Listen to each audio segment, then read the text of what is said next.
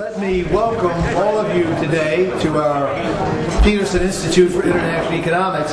As many of you know, we have been devoting a great deal of attention to Russia and Russia's role in the world economy over the last few years. We are in the middle of a 3-year Russia balance sheet project, which has already produced one major book and is producing another one that will be released in June. Those are done in concert with our close friends and colleagues at CSIS, whose co-leader of the project, Andy Kutchins, is here with us today. There's Andy, and I give him due credit, and he even got a free lunch out of it. Good for him. He, from CSIS, our own Anders Osland, co-managed that project, which brings us very actively into contact with a whole range of colleagues in Russia as well as in this country. In the context of that program, we've had a series of top Russian officials speaking at the Institute. Many of you have been here to hear Alexei Kudrin, Igor Shuvalov, and today it's a great pleasure to introduce Arkady Dvorkovich, who will be speaking to us on the current Russian economic situation, its role in the world economy, and the whole range of policy issues that it addresses. Russia, of course, has had a marvelous decade of economic growth, grew at 7% until the crisis hit, had an enormous increase in its GDP, particularly in dollar terms, because of sharp appreciation of the currency, and literally became one of the lead economies in the world. At the same time, it has now gone on a roller coaster. Its output plunged by about 8% last year, and it now faces the big question of how to recover, how to restore the dynamic growth of the past, how to overcome problems ranging from corruption to demography, and how to assert its position in the world economy. Russia, of course, has been crowned by some as a member of the famous group of BRICS. In recent year or two, some people have said, well, maybe Russia should be deleted from the group of BRICS, and we'll have to hear what our speaker has to say about that. Arkady Dvorkovich is now an aide to President Medvedev and is here with him for the nuclear summit, so we took advantage of that to ask him to speak today. He graduated from Moscow State University with a degree in economics back in 1994, and from the New Economics School in Moscow. He was one of its first graduates. He's now president with the Alumni Association, and the New Economics School is the Russian partner in our Russia balance sheet project, led by Sergei Guriev, who is one of the leading economists in Russia, and works closely with Anders Osland, Andy Kutchins, in our Russia balance sheet project. Minister Dvorkovich went to Duke University here in the U.S., got a master's in economics, and has been essentially working in the Russian government since that time.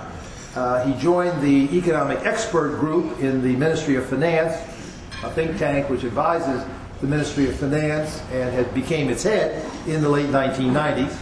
He then became advisor to Minister German Gref when he was Minister of Economic Development and Trade, later became Deputy Minister of that economics ministry in Moscow, in charge of tax issues and lots of other things.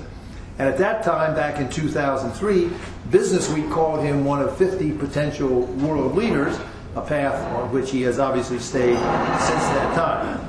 He became head of the Presidential Experts Directorate in the Presidential Executive Office back in 2004, and about 2 years ago became personal aide to the President and has stayed in that position since that time. So it is an enormous pleasure and privilege for us to welcome Arkady Dvorkovich to our podium today. We look forward to his remarks. We'll then open up for discussion with the group and continue on our conversation about Russia, its economy, and its role in the world. Mr. Dvorkovich.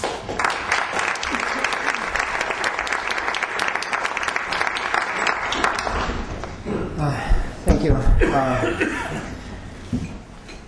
for this kind introduction, and thank you for the opportunity to speak here today.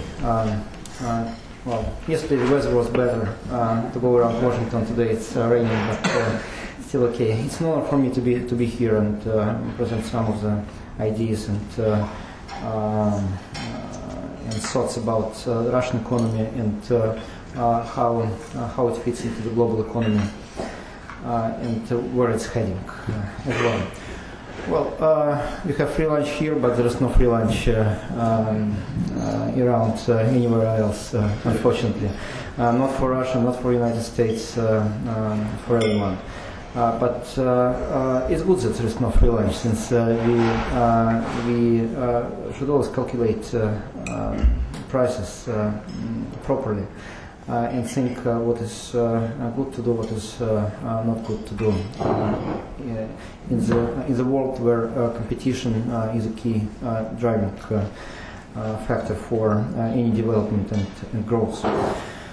Yes, I had 3 educations in my life: Moscow State University, New Economic School, and Duke, and I'm proud to be a Duke graduate, especially given the fact that yes, we had huge success this year in basketball, and that felt really. But still, I spent more time not watching basketball, but doing some other things. And currently, I'm spending more than 50% of my time on things that President Medvedev has put on top of his economic agenda, which is modernization of the Russian economy and turning to innovative way of development. Many people ask whether it was a good time to do this given the crisis situation, and what is our thinking about the role of this policy vis-à-vis other things.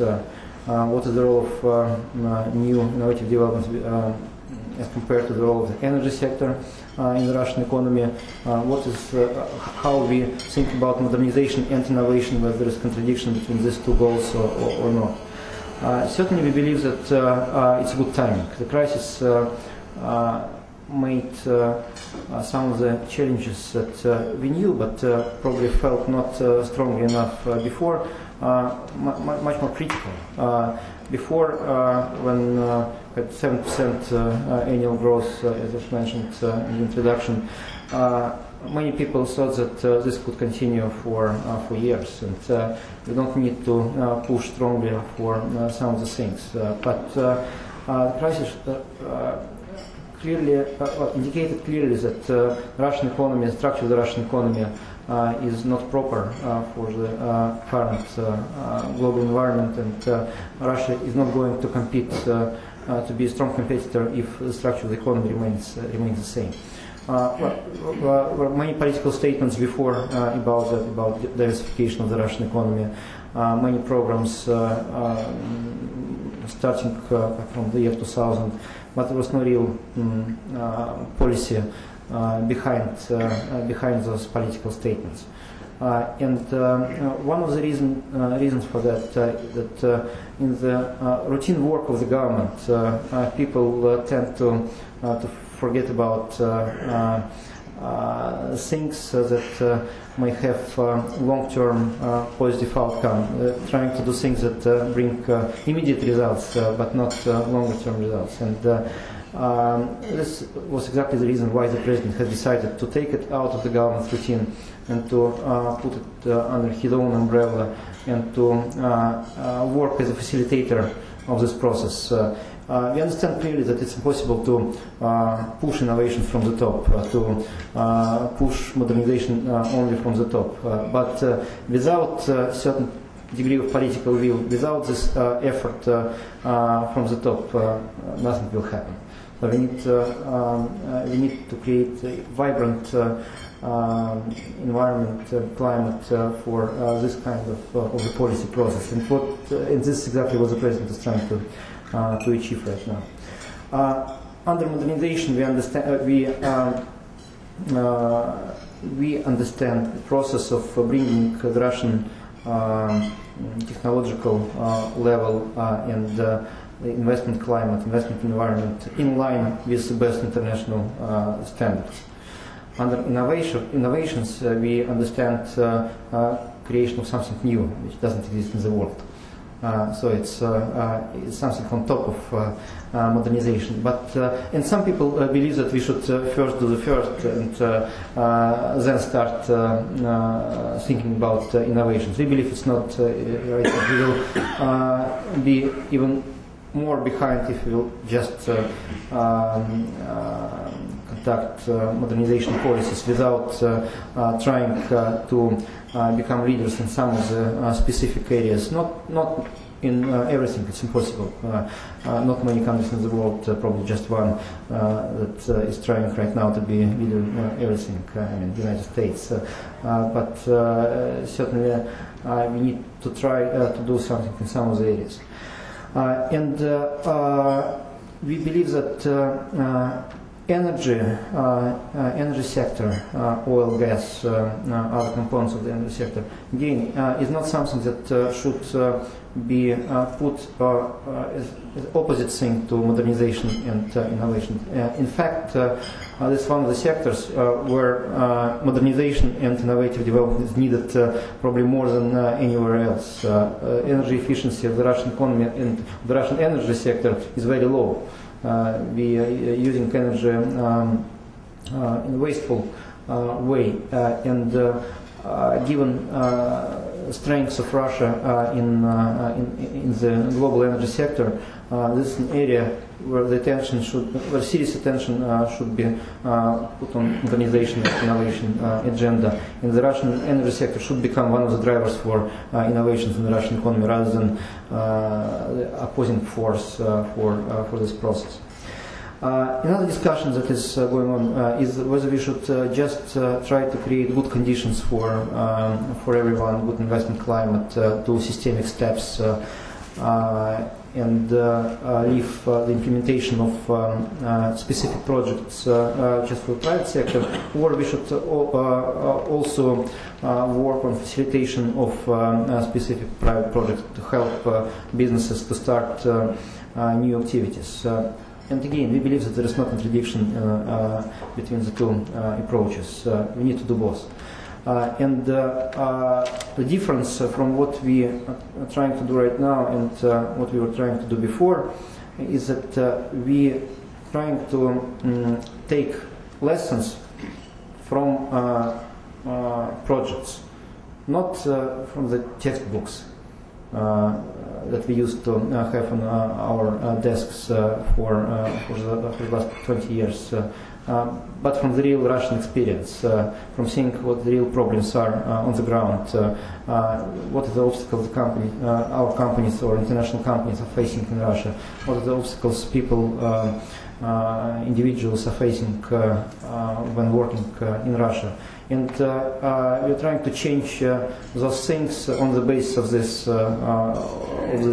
lessons, not just taking ideal models from somewhere else. So this is the change in the policy stance that we are having right now, and we will pursue both pillars in the next few months at least. And there is a momentum, there is political will to do as much as possible in the short period of time. And this is exactly why I'm spending more than 50% of my time on those things right now. Even technically, I try to separate each day, the working week, into two parts.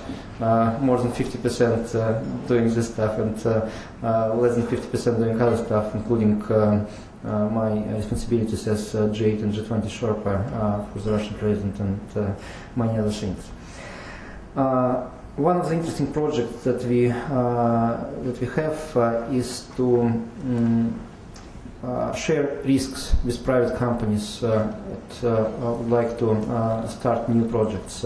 We are talking both about large companies who used not to be active in innovations at all. I mean, our energy companies, steel makers, other companies. So we ask them to think more about what they want to have in the future.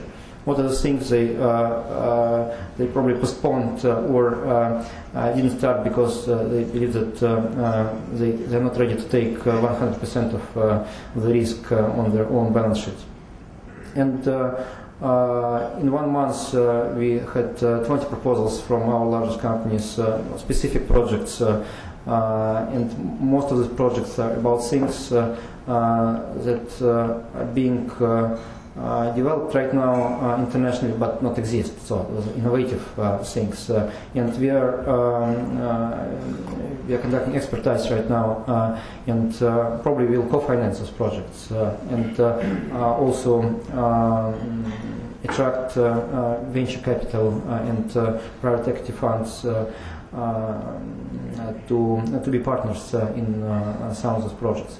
Second is startups, small companies coming from universities, coming from various places with new ideas, and we will try to put them face to face with again venture capitalists, and will provide some initial funding from government-sponsored funds, and this can work as well. And finally, we have existing small innovative companies that have plans and ideas how to expand, and we are talking to them as well, and they have lots of ideas how to continue the business. One of the flagship projects that we have as an umbrella for all these activities is the so-called Skolkovo project to create the innovation center near Moscow as one of the driving forces for those developments. It's not to substitute what's going on around the country. It's just another driver. It's a vehicle that can set an example how to do those things, where we will be able to try some of the new administrative procedures, to establish preferential tax treatment, to establish simplified, improved procedures for visas, for registration, for dealing with land, construction permits, etc., etc. So it will be a learning by doing process, and if something will succeed, then we can transfer this to the rest of Russia in an easier way, without making mistakes from the very beginning. And there are many questions asked about Skolkovo. I'm ready to talk about this for hours, and I'm inside this project, and if you will have any specific questions, I will answer those questions. But I would like to stress that it's an open project, it's a global project. We invite everyone to join the effort. We are talking with international companies, including US companies. We are talking with specific businessmen, investors, to join management team, board of directors, to have a real drive in this process. And I hope that we will announce some of the decisions shortly, already this month, on how we will proceed with this project. Turning to international agenda, I will start with a note that was made on BRIC. I think it's up to Jim O'Neill to decide whether BRIC is the right concept or not.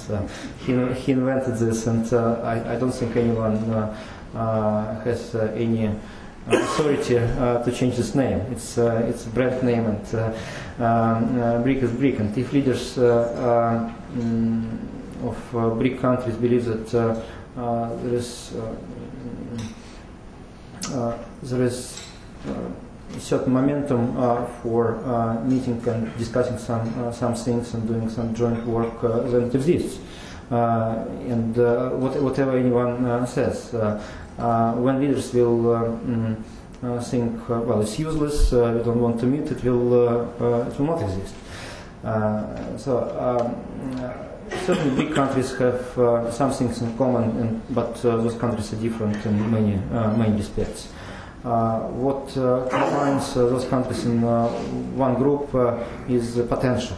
potential to grow, potential to change, to have dynamic development, including in innovative areas, and to affect the global economy, and to affect global decisions as well. BRIC countries, as a partnership, already plays an important role in pushing G20 agenda forward, in pushing the reform of the international financial organizations forward. And without a clear voice from BRIC countries, almost no single decision is possible right now. But it would be a mistake to oppose BRIC to other countries in G20 and to oppose BRIC countries to G7. We have common interests. And when I meet my colleagues, Sherpas, BRIC countries, the only real thing we discuss is how to make sure that decisions that leaders taken at G20 level are being fully implemented. That's it, nothing else. There is no separate agenda that is being discussed within BRIC about global economy and global finance. So I believe it is not productive to try to put BRIC as opposed to G7 and create some artificial fight between these two groups. But we also believe that it's counterproductive to continue having separate discussions in G7 and BRIC. If you have G20 summit discussing G20, there is certainly any group of countries has full freedom to meet in any formats, and we cannot say that we are against some meetings. But we believe that trust can be built on the basis of the equal dialogue without putting some group of countries on top of others in defining agenda and setting tone of the discussion. The priority for this year is still dealing with the crisis. In Russia, the situation has stabilized, both in the real economy and so-called real economy and financial sector. Banks accumulated sufficient reserves to deal with their own problems and bad debts, and we do not expect any critical situations, certainly not any systemic crisis in the banking sector. As far as growth potential is concerned, was a certain recovery from the decline we had last year, but there is no full recovery yet, especially when we're talking about investments. Consumption is more or less recovered, almost. Investments certainly not. It's still down even this year as compared to last year.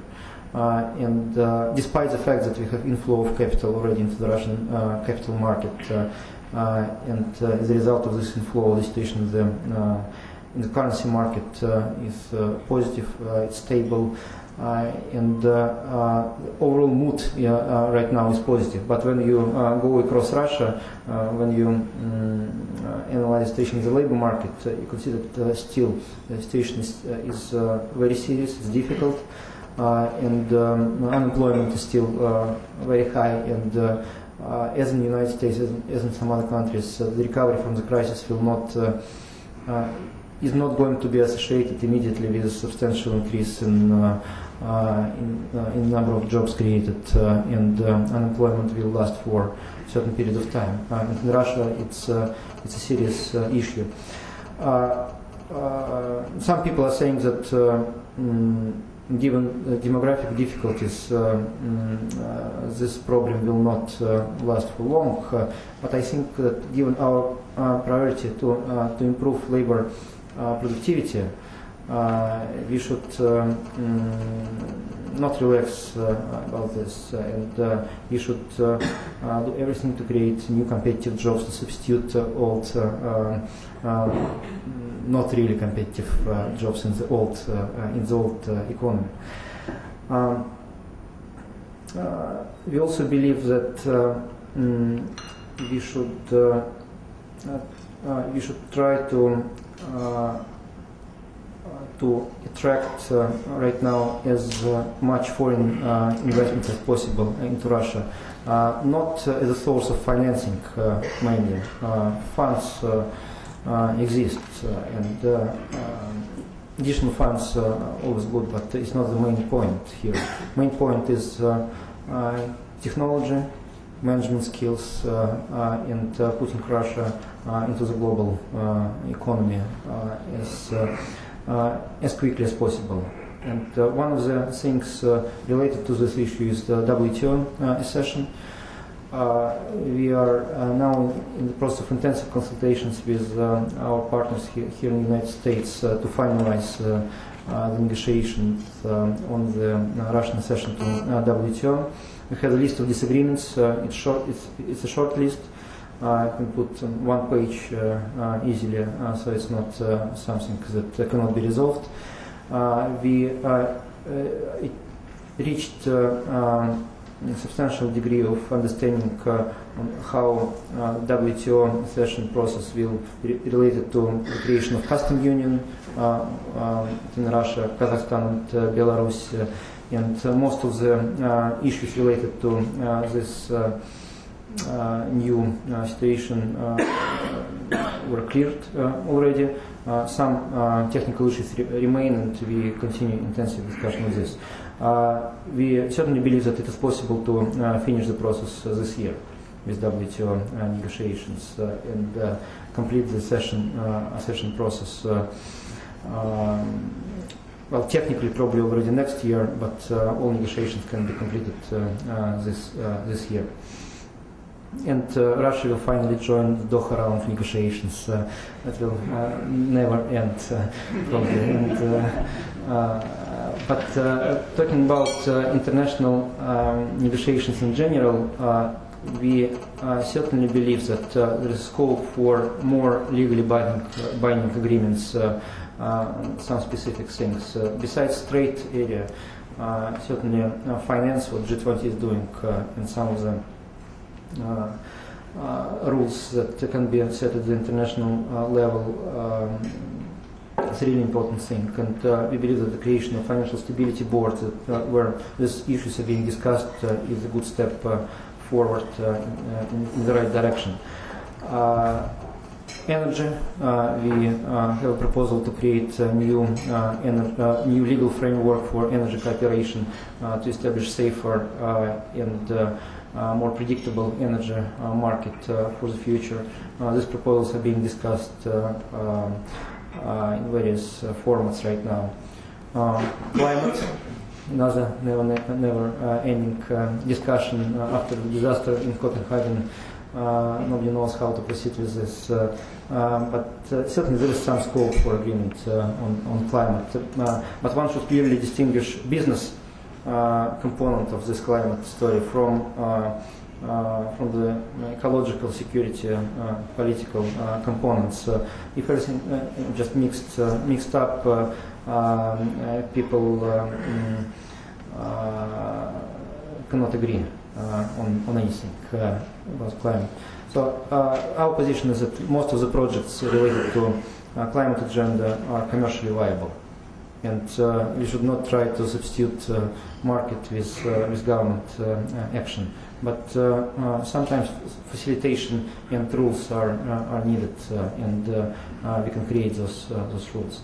In adaptation, probably some scope for government funding is required, but again, we should clearly differentiate those things. For Russia, you cannot sell climate agenda to anyone in Russia. If you go to the street, people will feel that you are crazy if you are talking about climate. So we are not talking really about climate in Russia. We are talking about energy efficiency. And for Russia, energy efficiency is on top of the agenda. And if you consider how improvements in energy efficiency affect CO2 emissions, the elasticity is more than one. So any improvements in energy efficiency basically contribute to climate agenda, and this way we basically substitute what we cannot sell with something we can sell in Russia. And it works. We are doing certain things on that. But it's important, also very important to understand that in Russia not everything can be done just from the federal level. And given the size of Russia and the diversity of Russia across regions, one should seriously analyze how decision-making process is organized and what is the role of regional and municipal authorities in that process. Currently, with strong connection between the presidential authority, presidential office, and regional governors, given the procedures that we have right now, there is more possibilities to push forward some federal policies to make decisions, implement decisions in a more efficient way. But this should be complemented with strong system of accounting for the opinion from the lower level. So municipal authorities should be as independent as possible to balance the strong federal power, and we should have we should have a system where the voice of people is being heard. The president has decided to do this directly. He runs his own blog, he reads his own blog, he makes decisions on the basis of what he reads in his blog. And we get instructions almost every day on the basis of some of the requests made in the presidential blog. That's how the policy is being done right now. And the president pushed governors as government officials to have their own blogs, internet sites, to read blogs, to react personally, to be responsible for what's being done. So it's a change in the attitude, and people already feel that something is changing. It's not like it worked before. In this context, certainly the role of mass media is changing as well. So if people have direct access to the president via internet, people stop reading newspapers. They're still watching TV and still works. But with the spread of broadband internet across Russia, and this is one of the projects under the presidential commission, will complete this project in 2 to 3 years. People will certainly use internet more than watching TV, and they will have TV on internet, not a separate thing. Digital TV with hundreds of channels, and the role of central television, so-called central television, will decline substantially. So when we're talking about freedom of speech, it's about this. It's about this new technology. It's not about just making a couple of TV channels more independent, since this will take us away from the real stuff. And we believe that this is things that can happen relatively quickly. Since I want to give you as much time as possible for questions, and I love answering questions, I will stop on this. And I just want to mention that this year we will again have, I hope, a good economic forum in St. Petersburg between 17th and 19th of June, and we invite everyone interested to join us in St. Petersburg. Thank you.